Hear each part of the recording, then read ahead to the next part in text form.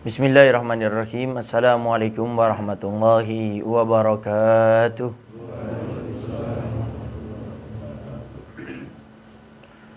Alhamdulillah. Alhamdulillahi rabbil alamin. Wassalatu wassalamu ala asyrafil anbiya'i wa mursalin sayyidina wa habibina wa syafi'ina wa qurrati a'yunina wa nuri qulubina Muhammad habibi rabbil alamin wa ala alihi wa sahbihi ajma'in.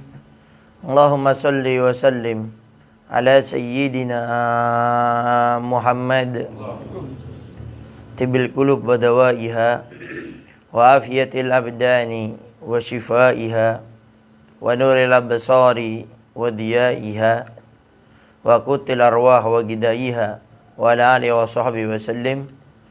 Allahumma ja'al sarirati khairan milal niyati waj'al ala niyati salihah, amma ba'du.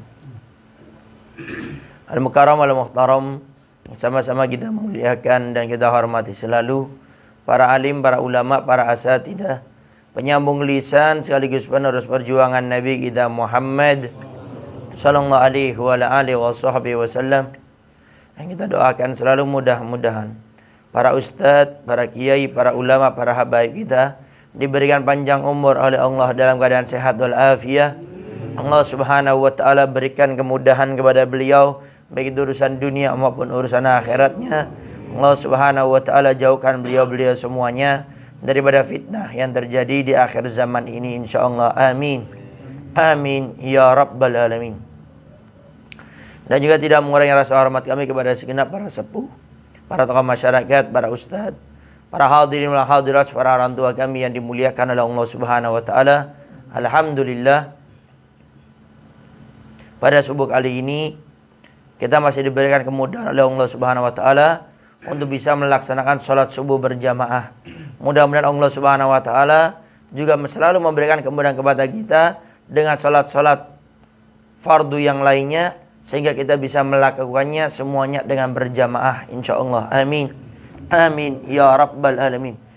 Para hadirin wa hadirat yang dimuliakan oleh Allah subhanahu wa ta'ala, waktu di hari kiamat yang paling akan membuat kita menyesal bukan hanya sekedar waktu di mana kita berbuat dosa kepada Allah subhanahu wa ta'ala, tapi dikatakan oleh para ulama, waktu di hari kiamat yang sangat membuat kita menyesal adalah waktu di mana dalam waktu tersebut kita tidak melakukan pahala dan kita tidak melakukan suatu dosa, yaitu namanya waktu yang sia-sia. Oleh karenanya, bagaimana Nabi kita Muhammad SAW sangat menekankan agar kita selalu menggunakan waktu kita dengan sebaik-baiknya. Sampai Nabi katakan, min husni islamil mar'i tarkuhu ma la ya'ni. Termasuk kebaikan di dalam seorang muslim muslimah adalah meninggalkan sesuatu yang sia-sia, meninggalkan sesuatu yang tidak ada manfaatnya. Ini dalam hadis ini Nabi betul-betul menekankan bahwasanya jangan sampai kita punya waktu kita sia-siakan. Bahkan Nabi katakan mendapatkan pahala, termasuk kebaikan, artinya ibadah bagi seorang laki-laki muslim, perempuan muslimah, bagaimana dia menggunakan waktunya itu dengan kebaikan, bukan dengan perkara yang sia-sia. Terkadang banyak kita ini suka melakukan perkara yang sia-sia. Kata Imam Ghazali, waktu yang sia-sia itu adalah, atau perkara yang sia-sia itu adalah perkara kalau kita melakukannya tidak mendapatkan pahala, kalau kita meninggalkannya tidak dapat dosa. Itu perkara yang sia-sia. Dan waktu-waktu tersebut akan menjadikan kita penyesalan di hari kiamat. Sehingga dikatakan kita kelak di hari kiamat akan mendapati 3 pintu. Kita akan melihat di pintu pertama dibuka oleh kita, ternyata pintu tersebut isinya cahaya. Lalu kita bertanya kepada malaikat, wahai malaikat, ini pintu apa? Kenapa kok isinya cahaya? Malaikat tersebut menjawab, ini adalah waktu di mana di hari tersebut engkau melakukan ibadah, engkau melakukan kebaikan, sehingga Allah bentuk sebagai cahaya. Lalu dia buka pintu yang kedua.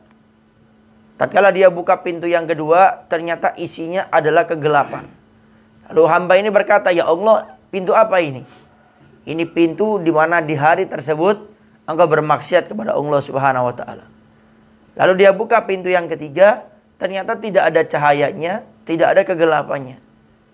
Lalu dia tanya kepada malaikat, wahai malaikat, pintu apa ini?